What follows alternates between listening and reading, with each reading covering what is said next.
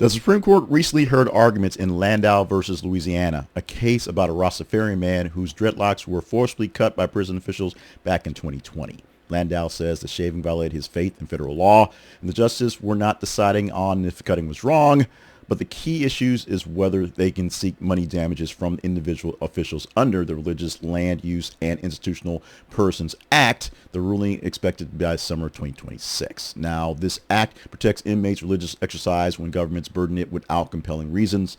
Lower court said Landau cannot get damages from the guards because this act ties obligations to instructions that the institution can't get to for federal funds, not individual employees. Landau's team points out the 2021 ruling that allowed the damages under the related law called RFRA against federal officials, and asked the courts to allow similar comedy here for this one going forward. Now, the facts on the ground are pretty simple. Landau has worn dreadlocks for years as part of his faith, and he showed guards to prior court rulings that Rastafarians could keep religious hair. It was something that was allowed.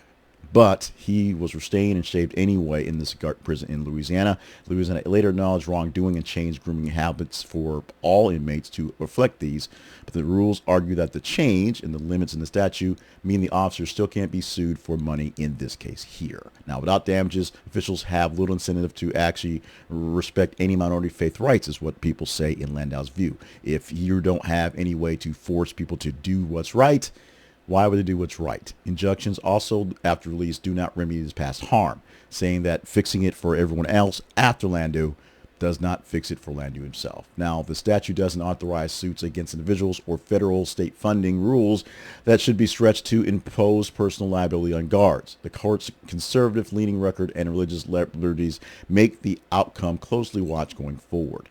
And there are stakes of this beyond this one prison here. This case would be a nationwide rule on remedies for all incarcerated people seeking to protect their religious practices, from hair to beards to diets to worship. Essentially, anyone going into jail and suffering the consequences of being incarcerated may get less consequences because they have a religious bent against it. They may get special diets. They may be allowed to have special grooming things or other needs going forward because of their religious beliefs, because we do not deny people their religious faith, even though we kind of do. The decision allows damages and accountability, which is really the big thing about this. The denial could actually lead policy changes in many recourses for many places across this nation.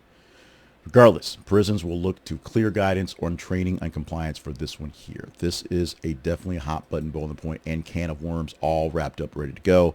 How will this be played out? We'll be watching this summer when this one probably come to a head for this person here. And all of us who may have some issues with the prison systems itself, and people incarcerated who may have issues with the way they treat them for their religions.